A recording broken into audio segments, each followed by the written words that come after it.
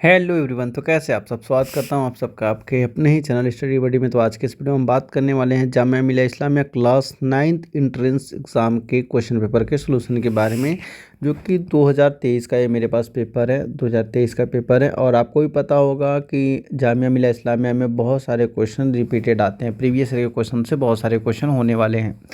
तो इस वीडियो में मैं 2023 के पेपर को सॉल्व कराऊंगा जितना भी हो सकेगा। हो सकता है कि ज़्यादा वीडियो लेंथ अगर हो जाए तो 2 पार्ट में से कराना पड़े। और फिर इसके बाद 2022 का 2022 का और 2021 का, ये 3 साल के पेपर मैंने सोचा है कि 3 साल का पेपर, क्योंकि 31 मार्च को आपका एग्ज़ाम है, इससे पहले पहले करा दूँ। और अगर आप लोग ज़्यादा इसे शेयर करेंगे अपने दोस्तों में, ज़्यादा व्यूज़ आएगा तो 2020 और 2019 इनका भी पेपर सोल्यूशन मैं दे दूंगा आप लोग को। तो इसको अगर डाउनलोड करना है तो डाउनलोड करने के लिए टेलीग्राम चैनल पर ये मैं अपलोड कर दूंगा, वहाँ से आप डाउनलोड कर लोगे पीडीएफ। अदरवाइज़ अगर आपके पास टेलीग्राम चैनल नहीं, आप चाहते हैं कि व्हाट्सअप से ही काम हो जाए, तो मुझे मैसेज कर दीजिएगा, मतलब इसी वीडियो के कमेंट में मैसेज कर दीजिएगा। मैं टेलीग्राम क्या नाम है, व्हाट्सअप का भी ग्रुप बना दूंगा, वहाँ से आप इजीली डाउनलोड कर सकते हो। तो इसका पहला सेक्शन साइंस सेक्शन है। साइंस सेक्शन से हम स्टार्ट करते हैं, जिसमें पहला क्वेश्चन है कि friction due to the fluid is called.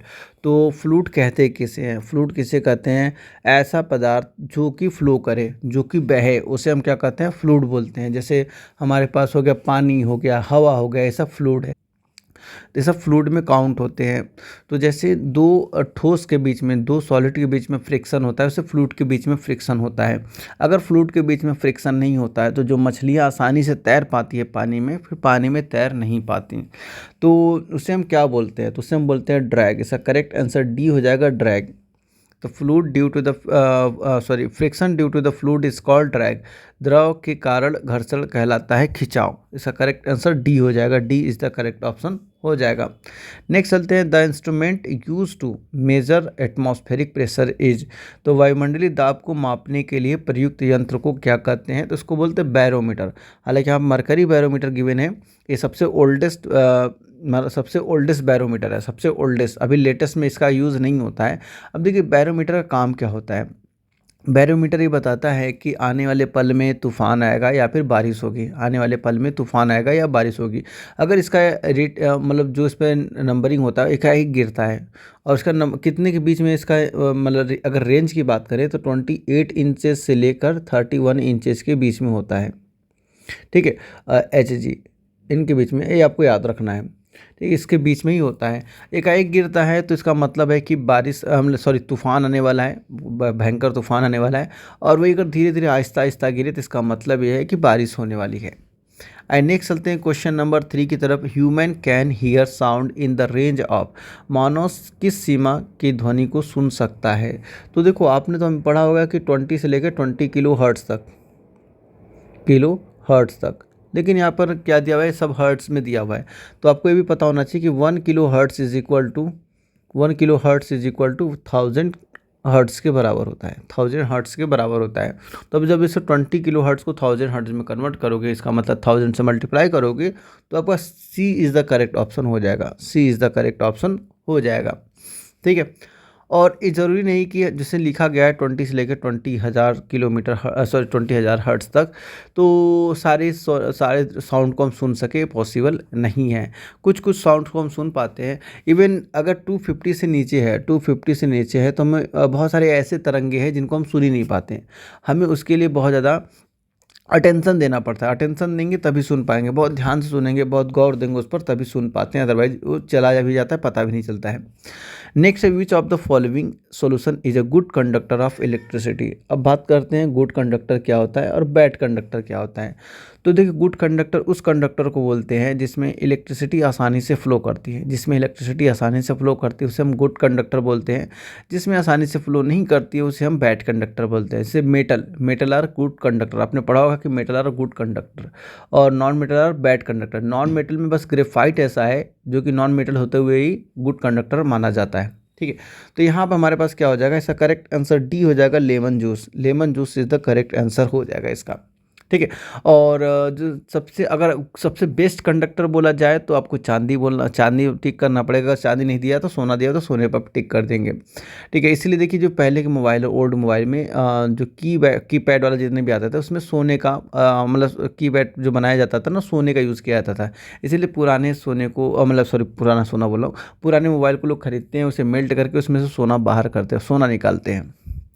Next चलते हैं क्वेश्चन नंबर 5 की तरफ। The magnitude of the earthquake is express on the scale called. तो इसमें क्या है कि भूकंप की तीव्रता किस पैमाने पर व्यक्त किया जाता है। तो रिक्टर इसको स्केल बोलते हैं, रिक्टर स्केल। इसका C is the correct answer हो जाएगा, रिक्टर स्केल। नेक्स्ट चलते हैं क्वेश्चन नंबर 6 तरफ। In a plane mirror angle of incident is 45 degree. तो एंगल ऑफ इंसिडेंट 45 गिवन है और what will be the angle of reflection. तो देखिए प्लेन मिरर में जो एंगल ऑफ इंसिडेंट होता है एंगल ऑफ रिफ्लेक्शन के बराबर होता है। Angle of incident is equal to angle of reflection क्या हो जाएगा 45 हो जाएगा। सपोज दैट मान लेते हैं कि हमारे पास कोई प्लेन है, तो यहाँ से कोई रे आ रही है, तो जिस एंगल से आ रही है उस एंगल से वापस हो जाएगी। अब हम ए एंगल को मेज़र कैसे करते हैं। तो देखिए ये होता है एक नॉर्मल होता है। ठीक है, ये इसको बोलते हैं इंसिडेंट रे, ये आ रही है, और ये रिफ्लेक्टिंग रे ये जा रही है। तो जितना अगर ये थीटा है तो ये भी थीटा होगा, अगर ये अल्फ़ा है तो ये भी अल्फ़ा होगा। कहने का मतलब अगर ये 45 है तो ये भी 45 ही होने वाला है, अगर ये 50 है तो ये भी 50 होगा। तो ये दोनों बराबर होते हैं। नेक्स्ट चलते क्वेश्चन नंबर 7 की तरफ। करा कि which star is the nearest to the earth. तो अर्थ के नियरेस्ट स्टार कौन सा है। तो सबको पता होगा इसका आंसर सन करेक्ट हो जाएगा, सन इज़ द करेक्ट आंसर हो जाएगा। फिर which of the following is the thermoplastic. तो इसमें कौन सा थर्मोप्लास्टिक है। तो अगर हम बात करें बेकेलाइट का, तो बेकेलाइट पहला ऐसा है मतलब जिससे हमने प्लास्टिक बनाने का इजाद किया था सबसे पहले।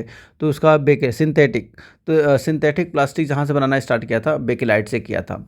तो इसका हो जाएगा फिर उसका सेकेंड आपका है मेलामाइन। तो मेलामाइन क्योंकि ये नाइट्रोजन रिच होता है, इसलिए इससे हम यूटेंसिल बनाते हैं, इससे बर्तन वगैरह बनता है। और जो हमारा क्वेश्चन पूछा हुआ उसका करेक्ट आंसर सी हो जाएगा, पीवीसी। चलिए आपको पीवीसी का फुल फॉर्म कमेंट करके बताना है कि पीवीसी का फुल फॉर्म क्या होगा। कमेंट बॉक्स में बताना है कि इसका फुल फॉर्म क्या होगा। देखते हैं कितने बच्चों को फुल फॉर्म इसका पता है, पीवीसी का फुल फॉर्म। क्या आपने अच्छे से पढ़ा है या फिर नहीं पढ़ा है। नेक्स्ट चलते हैं non metal which is liquid at a room temperature. तो देखिए रूम टेम्परेचर पर ऐसा नॉन मेटल जो कि लिक्विड के फॉर्म में होता है, तो इसका करेक्ट आंसर हो जाएगा ए ब्रोमीन। अगर हम मेटल की बात करें तो मेटल में मरकरी, मेटल की बात करेगा तो मरकरी पर टिक करेंगे, और नॉन मेटल में बात करेगा तो ब्रोमीन को आप टिक करेंगे, क्योंकि मरकरी एक मेटल है लेकिन एट अ रूम टेम्परेचर क्या है, लिक्विड के फॉर्म में वो पाया जाता है। नेक्स्ट चलते हैं full form of LPG. Full form of LPG देखिए इसमें काफ़ी बच्चे कंफ्यूज जाएंगे, क्योंकि अगर हम बात करें ऑप्शन नंबर बी और सी दोनों देखिए एक जैसा है, लिक्विफाइड पेट्रोलियम गैस और लिक्विड पेट्रोलियम गैस। तो ये हमारे पास इसका जो करेक्ट आंसर हो जाएगा B is the correct answer हो जाएगा, लिक्विफाइड पेट्रोलियम गैस हो जाएगा। नेक्स्ट चलते हैं क्वेश्चन नंबर 11 की तरफ। तो in a candle the colour of non luminous zone is. तो एक मोमबत्ती की लौ में अदीप्त क्षेत्र का रंग है। तो देखिए ऐसे होता है ब्लू, लेकिन पहले इसके बाद हम बता देते हैं कि कितने इसके लेयर होते हैं। 3 लेयर होते हैं, 3 जोन होते हैं। देखिए आपके सामने आ गया, आपने कैंडल का नाम लिया और कैंडल आपके सामने आ गया। तो देखिए 3 जोन कौन कौन से, नॉन लूमिनस जोन, एक मिनट, नॉन लूमिनस जोन और डार्क जोन। ठीक है, तो नॉन लूमिनस जोन में क्या होता है कि कंप्लीट कंबसन हो जाता है, कंप्लीट कंबसन होता है। तो इसके कारण ये नॉन लूमिनस जोन बनाता है। कौन से कलर का होता है, तो ब्लू कलर का होता है। इसका करेक्ट आंसर हो जाएगा C is the correct option हो जाएगा, blue colour. Blue is the correct option हो जाएगा, मतलब C is the correct option हो जाएगा इसका। नेक्स्ट चलते question number 12। The most ductile metal is. तो इन सब मामले में सोना आगे निकल जाएगा, B is the correct answer हो जाएगा कि सोना को जितना चाहे उतना हम क्या कर सकते हैं, खींच सकते हैं, जितना चाहे उतना पतला खींच सकते हैं। ठीक है, तो डक्टाइल नेचर का क्या होता है, gold. B is the correct answer हो जाएगा। अब चलिए एक क्वेश्चन और आप लोग के लिए कि 1 ग्राम, मान लेते कि 1 ग्राम हमने सोना लिया, 1 ग्राम सोना लिया, तो उसको खींच कर कितना लंबा वायर बनाया जा सकता है, मतलब उसे कितना मैक्सिमम कितना पतला कर दिया जाए कि अब उसके बाद अब इसके बाद अगर करेंगे तो टूट जाएगा। और उसी से आपको बताना है कि कितनी लंबा कितने किलोमीटर तक हम इसे 1 ग्राम से कितने किलोमीटर तक का वायर बना सकते हैं। देखिए हमने मीटर में नहीं बोला, सीधे किलोमीटर में। सोना ले रहे हैं 1 ग्राम और पूछ रहे हैं कितने किलोमीटर तक इसको हम खींच सकते हैं। तो आपको कमेंट करके जवाब देना है इसका। नेक्स्ट चलते हैं क्वेश्चन नंबर 13 की तरफ। ग्रीन हाउस गैसेस इंक्लूड्स, तो इसमें है ग्रीन गैस हाउस में शामिल है, तो कौन कौन से गैस शामिल है ग्रीन हाउस में। तो इसमें देखिए कार्बन डाइऑक्साइड होता है, मेथेन होता है और नाइट्रस ऑक्साइड। इसका C is the correct answer हो जाएगा। C is the correct answer हो जाएगा। इसको याद कर लीजिए क्योंकि ये बदलने वाला नहीं है। ऐसा नहीं कि आज में मतलब ग्रीन हाउस में हम ये यूज़ गैस कर रहे हैं तो अगले साल कुछ और यूज़ करेंगे, तो सेम आएगा इसका answer. Carbon dioxide, methane, nitrous oxide इसका करेक्ट आंसर हो जाएगा। नेक्स्ट चलते हैं क्वेश्चन नंबर 14 की तरफ।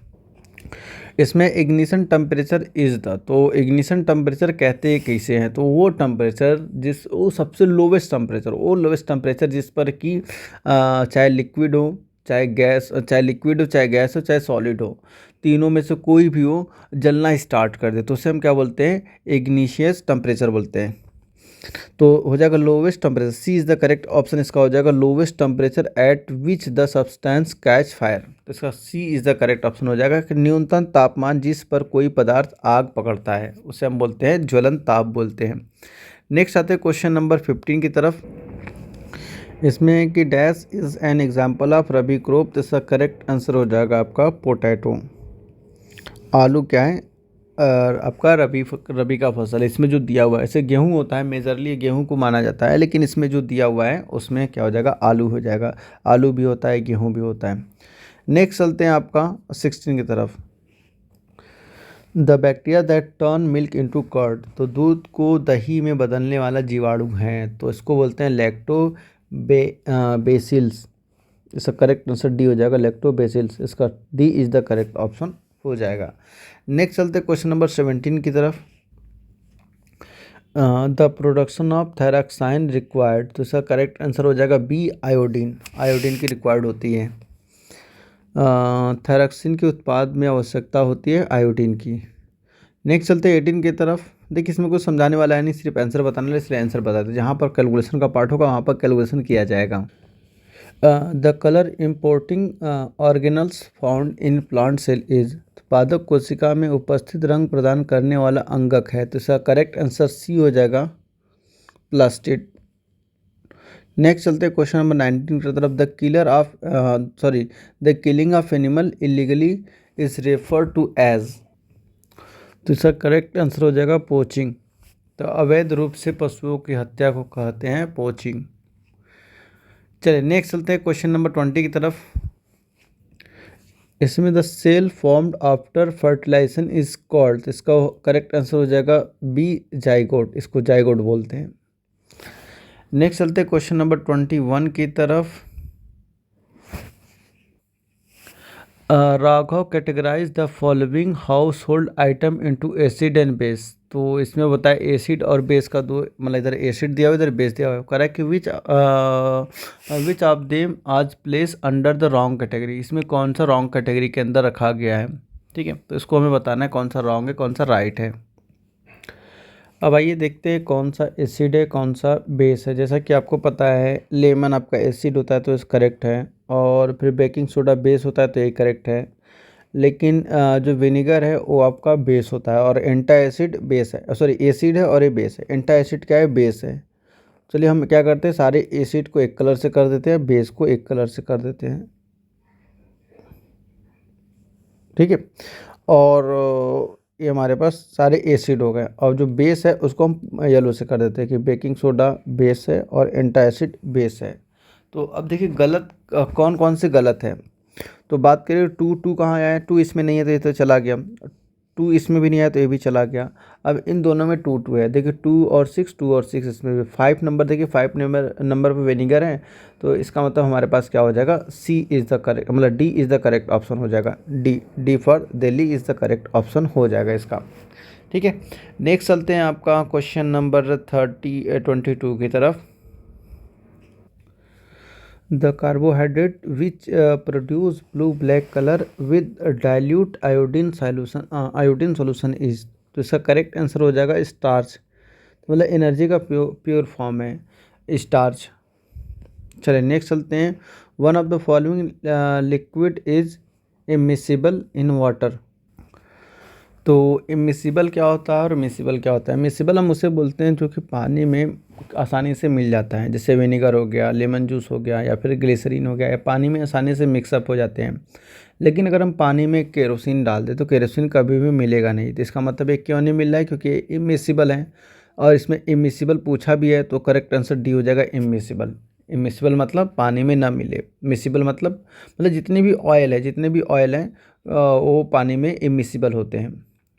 चलिए नेक्स्ट चलते क्वेश्चन नंबर 24 की तरफ। When the applied force is double on the object and the object is still at rest then friction force become. Friction force कितना होगा? तो जब किसी वस्तु पर लगाया गया बल दोगुना हो जाए तो वस्तु अभी भी स्थिर है, तो घर्षण बल। तो देखिए जब हम किसी ऑब्जेक्ट पर कोई हम फोर्स लगाते हैं और जितना फोर्स लगाते हैं तो मूवमेंट जब वो मूवमेंट करना स्टार्ट करने वाला था, जस्ट मूवमेंट करने वाला स्टार्ट करने वाला होता है तो वो स्टैटिक फ्रिक्शन बोलते हैं उसे, स्टैटिक फ्रिक्शन। जब स्टैटिक फ्रिक्शन लेस देन हो जाता है हमारे लगाए गए फोर्स से, तो क्या होता है मूवमेंट में स्टार्ट हो जाता है। लेकिन इस केस में बोल रहा है कि when the applied force is double, applied force जो हम अप्लाई फोर्स करें उसको डबल कर दे रहे, तो उस केस में फ्रिक्शन कितना होगा? तो फ्रिक्शन भी क्या हो जाएगा? डबल हो जाएगा। फ्रिक्शन भी क्या हो जाएगा? डबल हो जाएगा। क्यों हो जाएगा? क्योंकि अभी भी जो ऑब्जेक्ट हो रेस्ट में, अभी भी मूवमेंट नहीं करा, अभी भी स्थिर है रेस्ट में, इसलिए डबल हो जाएगा। 25 आते हैं। Which of the following is the mismatch pair. इसमें मिसमैच पेयर बता रहे हैं कौन सा मिसमैच पेयर है। तो इसमें आइए एंडोक्राइन ग्लैंड और हार्मोन दिया हुआ है, इसमें कौन सा मिसमैच है ये हमें बताना है। ठीक है, तो उसका जो करेक्ट आंसर सी हो जाएगा, सी मिसमैच है। तो पैनक्रीस कैल्सीटोनिन एक गलत पेयर है। आइए नेक्स्ट चलते हैं आपका क्वेश्चन नंबर 26 की तरफ। तो अब आपका सोशल साइंस स्टार्ट हो गया, साइंस कंप्लीट हो गया। 25 क्वेश्चन साइंस के थे, 25 क्वेश्चन कंप्लीट हो गए। अब इसके बाद बात कर लेते हैं सोशल साइंस की। देखिए इसमें कोई सा भी वैसे ऑप्शन करेक्ट नहीं गिवन है, लेकिन यहाँ पर बी है वेरन हेस्टिंग, तो इसको हम टिक कर देंगे। जो इंडिया के थे पहले गवर्नर वो बेंटिक थे, लॉर्ड विलियम बेंटिंक पहले थे जो वो, लेकिन यहाँ पर दिया नहीं, बेंटिंक का कहीं ऑप्शन नहीं गिवन है। तो हम क्या करेंगे, जो बंगाल के पहले गवर्नर थे, जो बंगाल के सबसे पहले गवर्नर थे वेरन हेस्टिंग, तो हमें उस पर टिक कर देना है। तो इसका करेक्ट आंसर बी हो जाएगा। और बता दें कि जो विलियम बेंटिक को जो गवर्नर बनाया गया था वो किस वर्ष में बनाया गया था? किस वर्ष में बना था? 1833 में, चार्टर एक्ट के तहत। चार्टर एक्ट के तहत क्या बनाया गया था? इन्हें गवर्नर बनाया गया था। और इन्होंने काफ़ी एक तरीके से सुधार लाए थे इंडिया में। एक तरीके से हम बोल सकते हैं जो सती प्रथा था, सती प्रथा को समाप्त करने वाले गवर्नर यही थे। सती प्रथा था और कन्या भ्रूण हत्या था, तो इन सबको ये समाप्त किए थे। तो इसका देखिए अगर बेंटिक आ जाए कि अगर बेंटिक है तो बेंटिक पर आप टिक करेंगे, अगर बेंटिक नहीं गिवन है तो हेस्टिंग पर आप टिक करेंगे। तो आइए 27 की तरफ चलते हैं।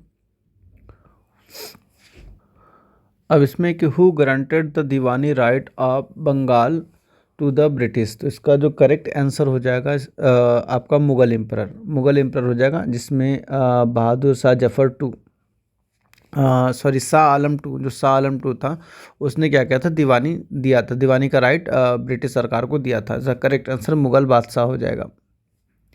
नेक्स्ट चलते हैं 28। और हाँ, जब बक्सर में एक युद्ध हुआ था वहाँ पर हार गया था, तो उसने क्या किया था? हारने के बाद दीवानी ब्रिटिश सरकार को सौंप दिया था। नेक्स्ट चलते हैं 28 की तरफ। The Champaran movement was against the, किसके अगेंस्ट था? तो ये हो जाएगा B is the correct answer हो जाएगा, इंडिगो प्लेटर्स, तो नील के किसान। इसका करेक्ट आंसर हो जाएगा बी। नेक्स्ट चलते हैं क्वेश्चन नंबर 29। हु प्रैक्टिसेस झूम कल्टीवेशन। तो इसका जो करेक्ट आंसर हो जाएगा आपका ट्राइबल्स। झूम की खेती कौन करते हैं? तो इसका आदिवासी हो जाएगा करेक्ट आंसर। नेक्स्ट चलते 30 की तरफ।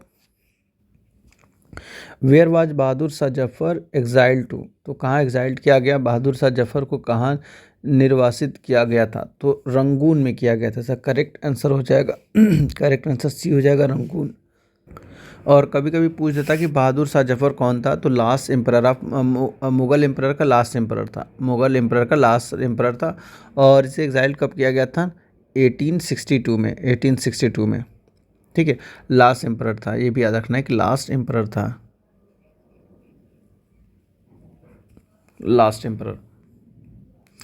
नेक्स्ट चलते हैं आपका 31 की तरफ। इसमें कि which educational dispatch was sent to governor general of India in 1984, तो इसका हो जाएगा वुड डिस्पैच। इसे इन्हें Magna Carta of Magna Carta भी बोला जाता था। इंग्लिश का मैग्ना कार्टा मतलब इंग्लिश लाने वाला कौन है इंडिया में? चार्ल्स वुड, तो मैग्ना कार्टा भी बोला जाता था इसे। चलिए नेक्स्ट चलते हैं क्वेश्चन नंबर 32 की तरफ। Which reform association was founded by Raja Rammohan Roy, तो इसका करेक्ट आंसर हो जाएगा बी, ब्रह्मो समाज। तो ये जो स्थापना कब हुई थी, अगर ब्रह्मो समाज की स्थापना की बात करें तो 1828 में राजा राममोहन राय ने किया था, और कलकत्ता में हुआ था। अगर बात करें इसका जो स्थापना कलकत्ता में हुआ था। और क्यों किया गया था? तो जो हिंदू धर्म है, हिंदू धर्म को शुद्ध बनाने के लिए, एक तरीके से फैलाने के लिए, शुद्ध बनाने के लिए किया गया था। ठीक है, तो नेक्स्ट चलते हैं क्वेश्चन नंबर 33 की तरफ। Who is known as the father of Indian constitution, ये तो सबको पता होगा, डॉक्टर भीमराव अम्बेडकर। नेक्स्ट चलते हैं 34 की तरफ। What was the reason behind abolishment of evil practices of untouchability, मतलब छुआछूत की कुप्रथा के उन्मूलन के पीछे क्या कारण था? तो इसे क्यों हटाया गया? अनटचबिलिटी जो एक्ट था उसे क्यों हटाया गया? इसे क्यों हटाया गया? क्योंकि इस जो डिस्क्रिमिनेशन था वो बढ़ रहा था, उस डिस्क्रिमिनेशन को दूर करने के लिए, तो इसका मतलब भेदभाव समाप्त करने के लिए। नेक्स्ट आते 35 की तरफ। Present strength of Rajya Sabha is, तो राज्यसभा में वर्तमान में कितने सदस्य हैं? वर्तमान में सदस्य हैं तो टोटल देखिए, टोटल की बात करें तो इसमें से कोई सा भी आंसर सही नहीं है, 250 होगा। टोटल 250 है, जिसमें से आपका 238 आपके स्टेट से और यूनियन टेरिटरी से चुने जाते हैं, सॉरी 38, बाकी के जो बचे 12 उससे डायरेक्ट राष्ट्रपति चुनता है, उसे डायरेक्ट प्रेसिडेंट सेलेक्ट करता है। ठीक है, तो टोटल हमारे पास कितना हो जाएगा? 250। टोटल मिला के इन दोनों को ऐड करेंगे तो कितना हो जाएगा? 250 मेंबर होते हैं, तो इसका कोई सा भी ऑप्शन करेक्ट नहीं है, इसका 250 हो जाएगा। नेक्स्ट आते हैं 36।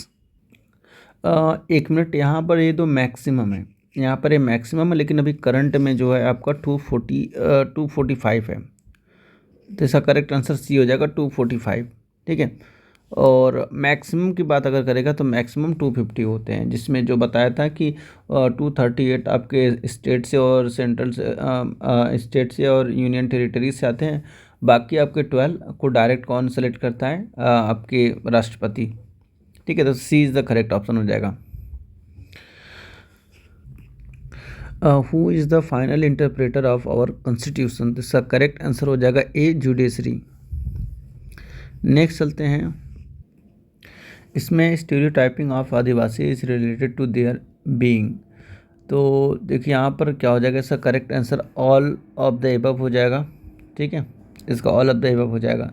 ये 38 की तरफ चलते, which is the article of constitution that state the untouchability has abolished, तो कौन सा आर्टिकल है? तो इसका हो जाएगा आर्टिकल 17। इसमें है कि सभी लोग मतलब एजुकेशन, सभी को एजुकेशन एक समान मिलना चाहिए। पहले क्या था कि जो बैकवर्ड क्लास के लोग होते थे उनको एजुकेशन से दूर रखा जाता था, बहुत सारी चीज़ें हैं जिससे दूर रखा जाता था, मेनली एजुकेशन से। आइए नेक्स्ट बात कर लेते हैं 39 की तरफ। Who carry the responsibility of providing public facility to the people, लोगों को सार्वजनिक सुविधा प्रदान करने की जिम्मेदारी किसकी होती है? तो इसका करेक्ट आंसर हो जाएगा government, A is the correct option हो जाएगा। Next I, parliament amended the child labour act 1986 beginning the employment of the children below the age of 14 year in all occupation in. तो मतलब 14 साल से कम उम्र के बच्चों को अगर कोई मतलब 14 साल से कम उम्र के बच्चों को पूरी तरीके से प्रतिबंध कर दिया गया था काम करने को। तो पूरी तरीके से कब हुआ था? वो हुआ था 2016 में। 2016 में अगर आप कोई 14 साल से कम उम्र के बच्चों के साथ काम करवाता है तो उसे जेल होगी। आइए क्वेश्चन नंबर 41 की तरफ चलते हैं। Resources drawn from nature and use without much modification are called. मतलब जिसको प्रकृति से प्राप्त एवं बिना अधिक संशोधन के उपयोग किए जाने वाले संसाधन को कहते हैं नेचुरल रिसोर्स। इसका करेक्ट आंसर बी हो जाएगा, प्राकृतिक संसाधन। नेक्स्ट चलते हैं। The uneven distribution of population in different part of the world is mainly due to. मतलब किसके कारण है? जो मेन है लैंड और क्लाइमेट के हिसाब से। जहाँ पर मतलब जहाँ पर आसानी से फल फ्रूट मिल जाता है वहाँ पर पॉपुलेशन ज़्यादा है, जहाँ पर नहीं मिलता वहाँ पर कम है। आइए नेक्स्ट चलते हैं हम 43 की तरफ। What is cultivation of grapes called. तो अंगूर की खेती को क्या कहते हैं? विटीकल्चर। इसका C is the correct option हो जाएगा। नेक्स्ट चलते हैं 44 की तरफ। इसमें which of the following is a secondary activity. तो सेकेंडरी एक्टिविटी कौन सा है? तो देखिए कोल माइनिंग हमारे पास प्राइमरी है, एग्रीकल्चर भी प्राइमरी है और फिशिंग भी प्राइमरी है। ये तीनों प्राइमरी है। तो बच कौन सा गया आपका? Paper manufacturing. ये हमारे पास सेकेंडरी हो जाएगा और सेकेंडरी पूछा था इसलिए करेक्ट आंसर कितना हो जाएगा? D for Delhi is the correct answer. कागज़ उत्पादन। जितने भी मैन्युफैक्चरिंग की बात होगी, मैन्युफैक्चरिंग जहाँ भी वर्ड आ जाएगा समझिए कि सेकेंडरी है, और डायरेक्ट जहाँ से हमें रॉ मटेरियल मिलता है वो प्राइमरी होता है। हाँ, the moment of people in and out of an area is called.